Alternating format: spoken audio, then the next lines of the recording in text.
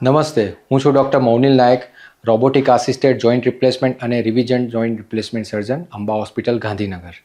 મિત્રો, આજે હું થોડી ચર્ચા એ કરવા માગીશ કે ઘણા લોકો ઢીંચણના ઘસારાની સમસ્યાથી પીડાતા હોય છે, પરંતુ એમને ઘણા પ્રશ્નો સતાવતા હોય છે, જેમ કે મારું ઓપરેશન બરાબર થશે કે નહીં, એલાઇનમેન્ટ બરાબર આવશે કે નહીં, ઓપરેશન પછી મારો દુખાવો જતો રહેશે કે નહીં, અને ઓપરેશન પછી કોઈ ફોલ્ટ તો નહીં રહી જાય, કોઈ તકલીફ નહીં રહે અને ભવિષ્યમાં કંઈ તકલીફ ના પડે,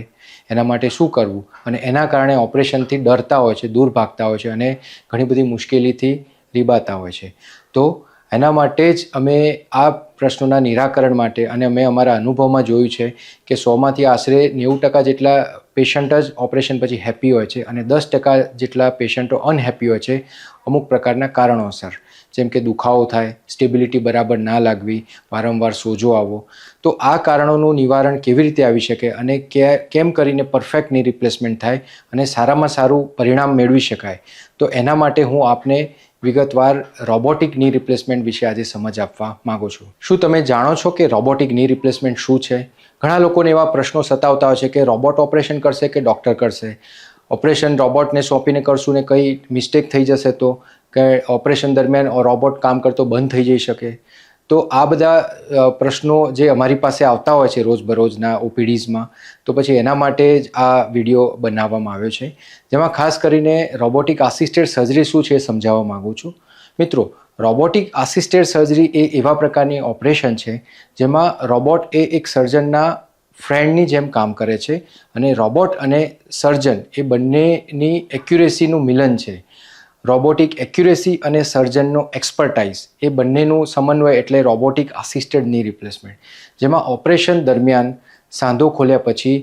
પગ કેટલો વાંકો છે, કેટલી ડેમેજ થઈ છે, કયા કમ્પાર્ટમેન્ટમાં કેટલો ઘસારો થયો છે, એલાઇનમેન્ટ કેવું ખરાબ છે, વાંકું છે, અને સ્નાયુ કેટલા ઢીલા કે ટાઈટ છે, જેમ કે લિગામેન્ટમાં લેક્સિટી છે કે નહીં, એ બધું મેઝરમેન્ટ અને કેલિબ્રેશન રોબોટિક સિસ્ટમ વડે કરવામાં આવે છે અને એક બેસ્ટ ફૂલપ્રૂફ પ્લાન ઓપરેશન દરમિયાન ની રિપ્લેસમેન્ટ પછી કેવું પરિણામ આવશે એ એક બનાવવામાં આવે છે. હવે આ પ્લાન જે બનાવીએ કે જેનાથી સારું પરિણામ મળી શકે, એ પ્લાન પૂરેપૂરો એક્ઝેક્યુટ કરવાનું એટલે અમલમાં મૂકવાનું કામ એ રોબોટિક સિસ્ટમનું છે, કે જેમાં દરેકે દરેક બોની કટ્સ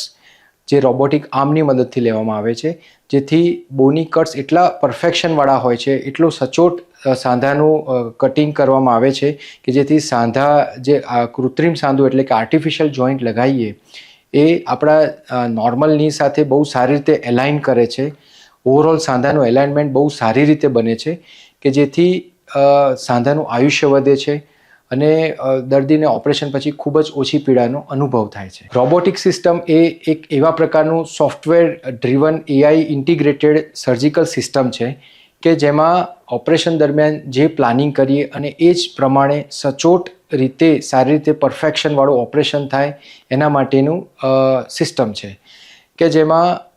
સર્જિકલ સ્કાર નાનો હોય છે, મસલ કટ કરવામાં આવતા નથી અને મોટાભાગના મસલ બચાવવામાં આવે છે ની રિપ્લેસમેન્ટ દરમિયાન. તદુપરાંત